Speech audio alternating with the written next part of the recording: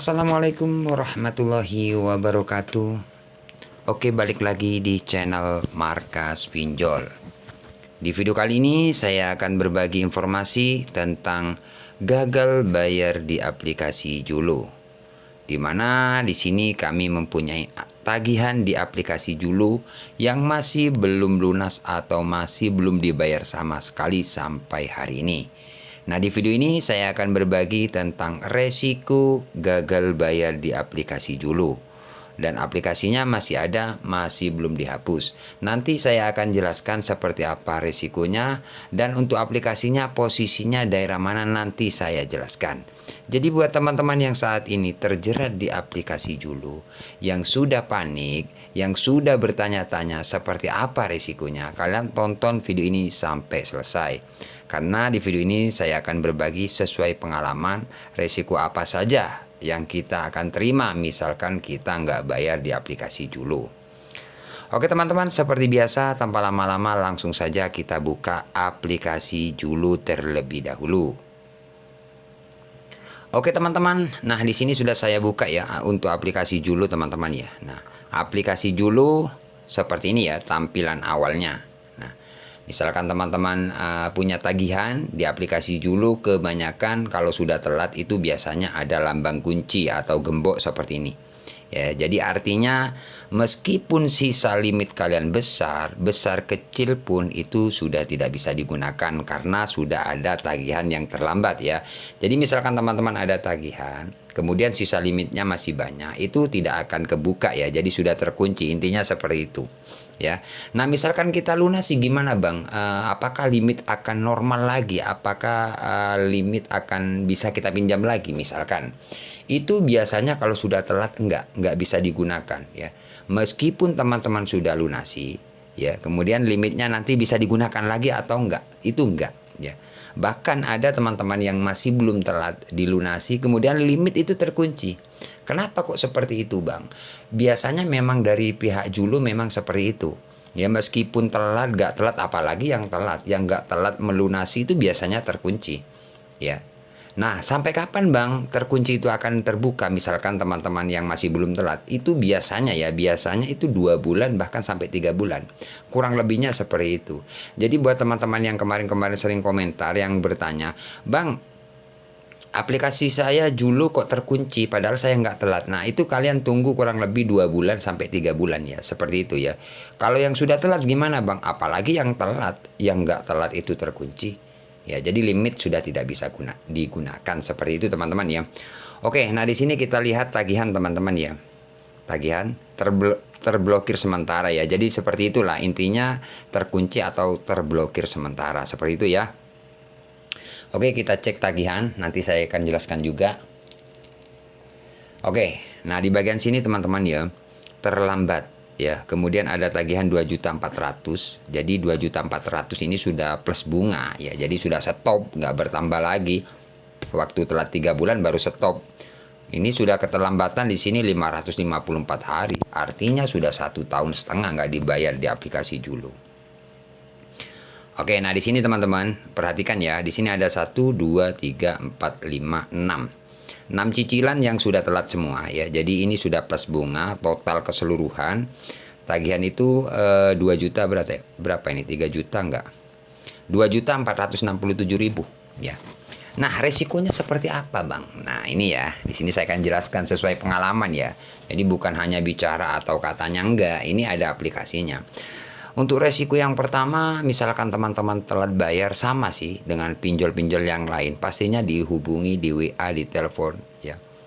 Seperti itu. Jadi misalkan teman-teman telat bayar 1 hari, 2 hari, 1 minggu, 2 minggu, memang gencar sih. Di WA, di telepon itu gencar. Bahkan biasanya ada sebagian dari teman-teman yang telat bayar ya. Bahkan saya pribadi memang diteror kayak gitu. Bahkan ada yang neror semacam, kalau Anda nggak bayar hari ini terpaksa data Anda kami sebar, kayak gitu. Itu sudah biasa loh teman-teman. Jadi resiko gagal bayar di pinjol apapun itu memang resikonya seperti itu. Memang diteror, diancam kayak gitu. Itu benar apa enggak bang? Biasanya itu hanya semacam teror. Intinya nakut-nakuti kalian. Misalkan kalian telat bayar. Jadi teman-teman nggak usah panik, itu nggak bakalan terjadi. Cuman geretak aja atau nakut-nakuti. Ya intinya agar kalian segera melunasi seperti itu. Jadi semua teman-teman yang gagal bayar pasti dihubungi di WA, di teror itu pasti ya. Makanya buat teman-teman yang saat ini terjerat di aplikasi Julo, kalian nggak usah panik. Itu sudah biasa ya, anggap aja biasa. Makanya kalian harus kuat mental. Itu aja sih saran saya. Karena itu teror aja, nggak bakalan terjadi. Misalkan pertanyaan dari teman-teman, Bang, apakah menghubungi di luar Kondar? Kalau masalah menghubungi di luar Kondar, kalau telat bayar itu sebenarnya sudah biasa sih. Ada sebagian dari teman-teman yang dihubungi di luar Kondar, kayak gitu. Ya mungkin 2 orang atau 3 orang ya biasanya. Bahkan ada sebagian dari teman-teman yang gagal bayar di aplikasi Julo itu nggak dihubungi di luar Kondar, nggak cuman di teror, kayak gitulah. Intinya mau nggak mau kalian harus hadapi. Misalkan di teror di luar Kondar, ya memang resikonya seperti itu. Tapi kalau di luar Kondar ya nggak banyak, mungkin 2 orang atau 3 orang ya, nggak sampai 20 orang, nggak sampai ya, kurang lebih seperti itu ya.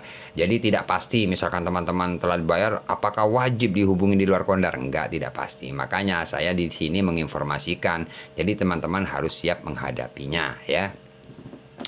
Oke, kemudian untuk menghubungi di tempat kerja gimana, Bang? Apakah Julo menghubungi tempat kerja kita atau tempat di mana kita bekerja? Sebenarnya kalau masalah seperti itu tergantung kalian. Kalau teman-teman mencantumkan pas pendaftaran di pinjol, pas ngajukan pinjol itu kalian masukkan nomor perusahaan kalian atau nomor di mana tempat kalian bekerja, itu pasti dihubungi. Kalau kalian mencantumkan. Tapi kalau kalian nggak mencantumkan, nggak bakalan. Loh, saya sudah dapat WA, Bang, saya nggak mencantumkan. Biasanya itu gertakan juga. Ya karena kalian sudah kasih alamat kayak gitu. Kebanyakan enggak. Jadi buat teman-teman kalau nggak nyantumkan itu biasanya aman ya. Seperti itu ya. Cuman kalau kalian digertak mau dihubungi di tempat kerja kalian, itu biasanya nakut-nakuti. Kebanyakan seperti itu. Jadi intinya kalian nggak usah panik lah. Itu nakut-nakuti juga sih ya. Karena pengalaman saya waktu itu memang seperti itu. Waktu 2 minggu, 3 minggu, 1 bulan sering banget seperti itu. Tapi kalau teman-teman sudah lewat 2 bulan, 3 bulan, bahkan sudah nggak ada WA seperti itu. Jadi gencar-gencarnya itu kalian waktu telat 1 minggu, 2 minggu, 1 bulan itu masih gencar-gencarnya di WA, di telepon, di teror. Jadi banyak teman-teman panik ya karena di teror setiap hari. Makanya kalian harus kuat mental, itu aja sih ya. Kemudian untuk DC teman-teman, DC lapangan gimana, Bang? Apakah ada DC-nya? Nah, ini sudah 1 tahun setengah nggak dibayar. Ini nggak ada yang DC gitu loh. Makanya teman-teman ribet banget yang di komentar itu, Bang, ada DC-nya, ada DC-nya. Nggak ada yang didatangi. Bahkan subscriber saya banyak yang gagal bayar, yang telat bayar banyak, tapi aman-aman semua. Misalkan ada salah satu subscriber saya, misalkan ya ada yang didatangi daerah sana, pasti saya infokan. Di sini saya di video-video saya kalian bisa cek, nggak ada yang menginformasikan bahwasanya subscriber saya didatangi, nggak ada. Ini saja contoh 1 tahun setengah daerah posisi aplikasi ini daerah Jogja sampai sekarang aman. Memang sempat dapat WADC mau datang, tim kolektor mau jemput dana, itu sering banget, tapi ya nggak datang gitu, sama aja.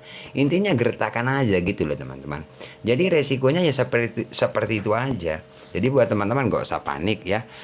Cuman kalau kalian memang nggak bayar di aplikasi ini, mungkin BI checking itu aja sih. Karena aplikasi ini aplikasi legal ya, bukan ilegal ya. Seperti itu teman-teman ya. Jadi buat teman-teman yang sering komentar bertanya-tanya tentang DC, itu nggak ada DC-nya ya, aman ya. Ini contoh loh teman-teman, ini contoh nggak didatangi sampai sekarang. Kalau didatangi pasti saya videokan kan. Perlunya apa ya? Perlunya menginformasikan buat teman-teman subscriber. Karena setiap hari banyak yang komentar seperti itu, bertanya ya. Jadi seperti itulah teman-teman ya, intinya di aplikasi Julo ini aman, cuman BI checking itu aja sih. Masalah di teror sudah biasa. Kalau teman-teman nggak mau di teror ya dibayar kan gitu sih. Intinya seperti itu, teror ya, nakut-nakuti ya, itulah resikonya. Oke teman-teman, terima kasih ya. Semoga video ini bermanfaat. Jangan lupa like, komen, dan subscribe channel ini. Tunggu video-video updatean terbaru dari channel saya ya. Nanti pasti semua aplikasi yang saya bikin video itu nanti saya update. Misalkan didatangi DC, misalkan nggak aman, aman, tidak aman, nanti saya infokan terus ya. Oke, terima kasih buat teman-teman ya. Dimanapun kalian berada, semoga video ini bermanfaat. Saya akhiri untuk video kali ini. Assalamualaikum warahmatullahi wabarakatuh.